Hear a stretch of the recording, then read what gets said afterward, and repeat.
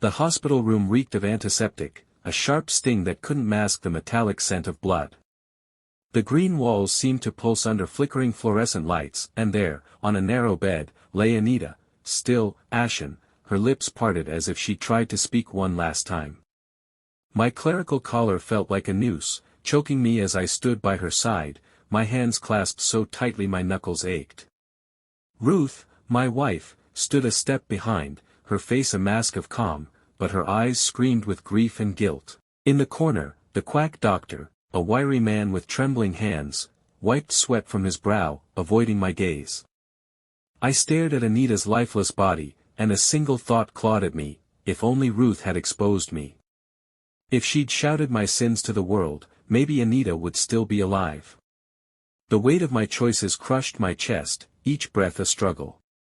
I could still hear Anita's laughter, see the spark in her eyes when she first came to our home, a broken girl, barely 20, seeking refuge after her parents' death. She was entrusted to me, a pastor, a man of God, and I betrayed her in the vilest way. It began innocently, or so I lied to myself. Anita brought light to our home, a warmth I hadn't felt in years. Ruth welcomed her like a daughter, but my eyes lingered too long. A brush of her hand, a shared smile in the kitchen, it felt harmless at first. But I crossed lines, cloaking my desire in spiritual platitudes. God brought you to us, I'd whisper, my voice a trap.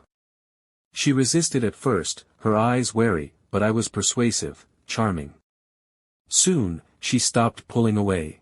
Our affair was a secret woven in stolen moments, late nights in the guest room, hushed encounters when Ruth was at choir practice. I told myself it was love, not lust, but deep down, I knew the truth.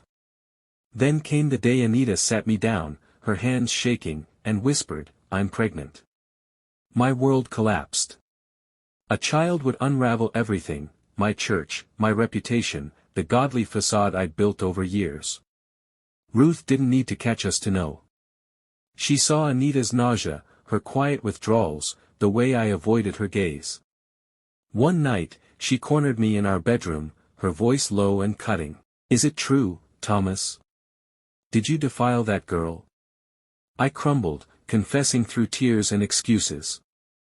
I expected her to scream, to leave, but Ruth just stood there, lips pressed tight. "We can't let this destroy us," she said. "The church, our family, our name, it's bigger than this. We'll fix it." The plan was mine, though Ruth didn't stop me. An abortion, quick and quiet. No one could know. I found a doctor through a hushed contact, a man who worked in shadows for the right price. Anita, scared but trusting, agreed, believing my lies that it was for the best. We drove her to his clinic, a rundown building on the edge of town, its sign faded and peeling. The doctor's hands shook as he worked, his tools rusted, his methods crude. Anita's screams still echo in my skull, even after they stopped. When he emerged, his face was grim. "She's gone," he said. "Too much bleeding." I couldn't stop it. Now, in that hospital room, I stared at the girl I'd claimed to love. Ruth's hand rested on my arm, a gesture meant to steady me but feeling like a chain. "We need to control this," she whispered. "We can't let it ruin us."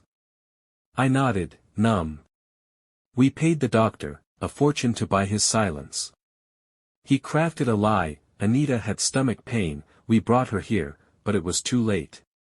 An ulcer, maybe appendicitis. The church would mourn, but no one would suspect.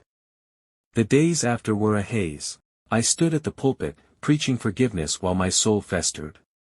Ruth organized Anita's funeral, her face a portrait of grief, deflecting questions with ease. The congregation wept, oblivious to the truth beneath their prayers. The doctor kept his word, and the lie held. But I couldn't escape. Anita's ghost haunted me, her accusing eyes in my dreams, her silent screams in every shadow. Ruth moved through our home like a specter. We never spoke of it, but the secret was a wall, cold and unyielding. Fear became my companion. A strange number on my phone sent my heart racing, certain it was the doctor demanding more or someone who'd uncovered our sin.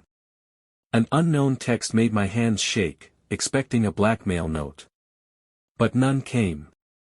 The world moved on, blind to our crime. In my study now, where I first kissed Anita, the memory cuts like a blade. No one else knows what we've done, and even though I jump every time a strange number calls or texts, terrified it's someone who knows, I hope it stays that way.